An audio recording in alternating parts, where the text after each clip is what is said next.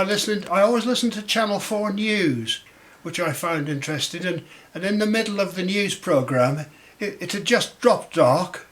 7:20, something like that. Yeah.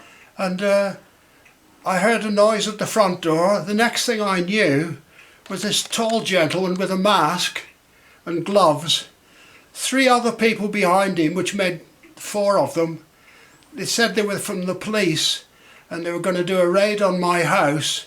As I understood, they understood I'd got dirty magazines here and a lot of drugs. Yeah.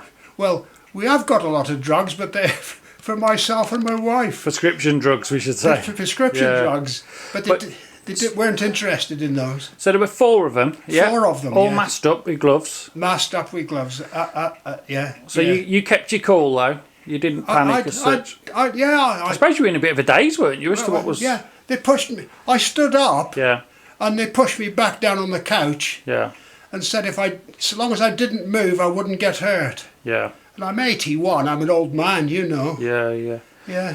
So then they proceeded to ransack through the house? They proceeded to ransack. They pulled all the cushions off. They tried to get into I've got a locked cupboard there with drugs in, just down there. Yeah. And they were trying to get it open with a screwdriver.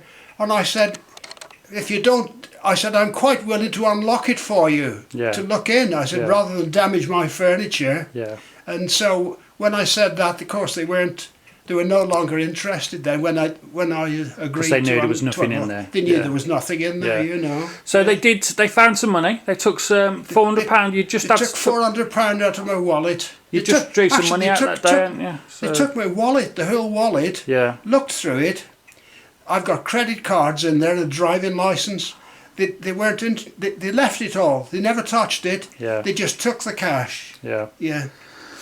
So you live here with your disabled wife. It must have been a terrifying experience, Neville. Well, it wasn't very nice, no. Yeah. No. I mean, has that left you kind of feeling a bit shaken up now? Well, as the nights get dark? It did at the moment. The police offered to send someone round to speak to me, but they've got limited resources, as you know, the police and that. And I said I thought I'd be all right. And that night, it transpired they went from here and did another 2 or 3? Yeah, on the way to Wem, by the pub. There's a pub on the way to Wem. They did one.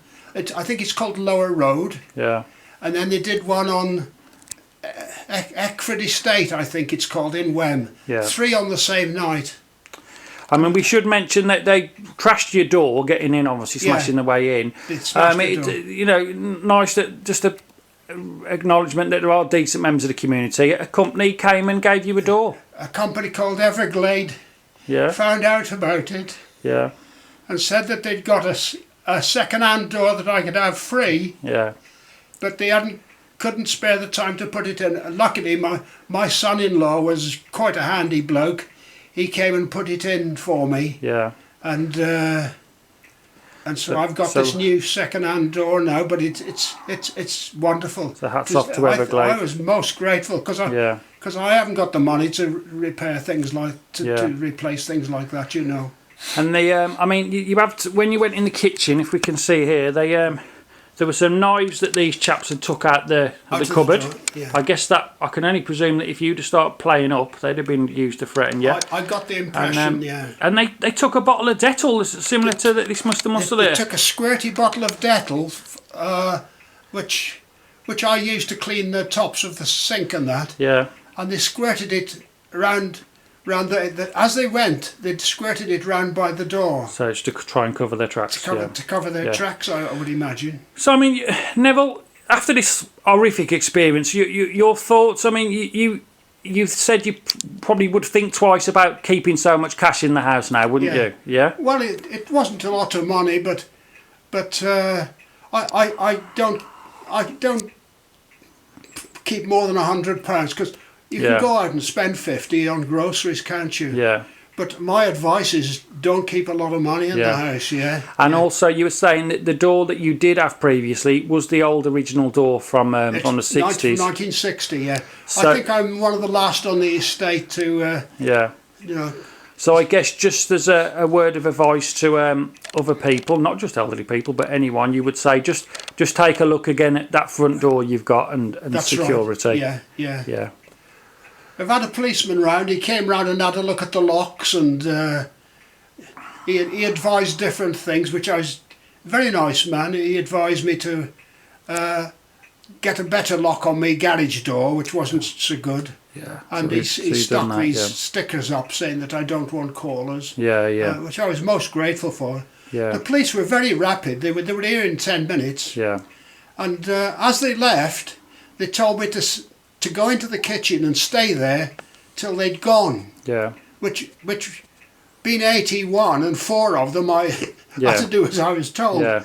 So as soon as I heard the door noise, I ran out. Well, I walked out quickly to see if I could see their car. Yeah. And I could see that they'd turned left towards Grove Road. Yeah. And the car was parked down on the corner.